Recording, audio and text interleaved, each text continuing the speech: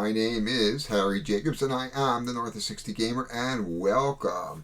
Today we have another edition of 2 in 2. That is where I look at two games in about 2 minutes and contrast and compare them. Up today we are looking at some spooky, spectacular games for the month of September and October. So we're going through my collection and pulling out some games that we can use during this time of year, fall, and today we're going to go Cthulhu based. So let's quickly go down to the table because this is 2 in about 2 and we don't want to ramble on for 5 or 6 minutes.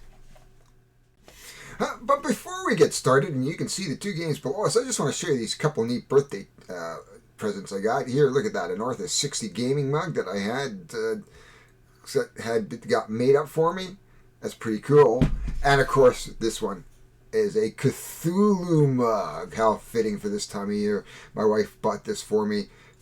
I saw it, my face lit up, and I absolutely love it. So, two games today in 2 minutes. We have The Fourth Wall and Cthulhu. And about the only thing that is similar to them is they're both Cthulhu games. And they both have cards. Beyond that, we'll just move that to the side. The Reign of Cthulhu is a pandemic system game based on Matt Leacock's great pandemic games, and the game is designed by Chuck Yeager. This is where you're going to battle Cthulhu throughout Arkham, Innsmouth, and other locations, and try to stop them pandemic style. In other words, you're going to have to do a little set matching and close the gates and try to stop the Elder Guards from coming in before it all collapses or you go insane. So very similar system, except this is one of the best versions out there if you can get it. I happened to get it on sale a couple of years ago. I think it was about $40 on Amazon. Generally, I usually find these at about $70 to $80. This probably is one of the best ones.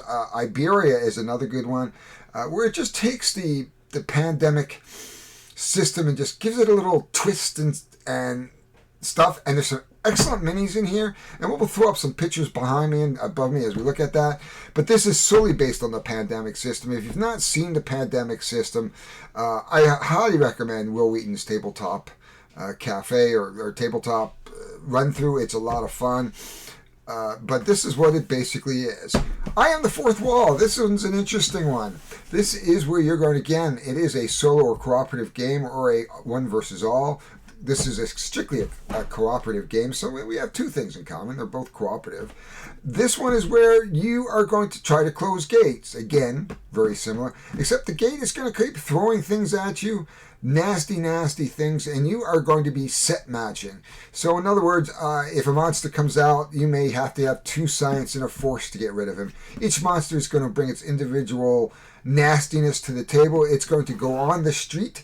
The street is only used in the solo game, or else it's going to be controlled by the wall or the person who is playing the wall. We call it the fourth wall, but it really is just an elder guard throwing stuff at you while you try not to lose your, quote, marbles. The marbles are cards that represent the various things that you can do, and if you lose them all, and if you ever run out of those cards, you go insane. So part of the strategy, of course, is trying to not lose all your marbles, while the fourth wall is trying to make you lose your marbles, because they get closer to finishing the gate, and if the gate is ever completely finished during the game, the Elder Gods win and you lose. But basically it is a set matching. You will collect cards, you will match the sets, you will match icons, and you will try to take care of what the AI or the person who's playing the wall throws at you. It is a neat game. I'll just show it very quickly. There it is there, very quickly. There's what I mean by the street as opposed to a full map. This is a small footprint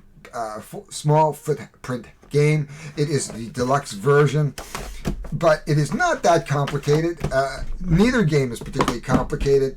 Both are filler gateway type games, maybe a little bit heavier though. But that is it. There is your two games in about 2 minutes, and we'll talk to you all later. One thing I will be doing is we're going to be doing some playthroughs over the next little while, and these are 2 games that I'm going to be doing for the Halloween season. So if you're not familiar with either game, please stay tuned. Once they're up, I am going to link them, and I'll link them back to the 2 and 2 as well. So 2 great games, both fill some time, both play probably in under an hour to 90 minutes. Both are fun games. And I'm going to show that to you because I am going to record them. That scraping noise behind me is my puppy. We got a brand new Foster.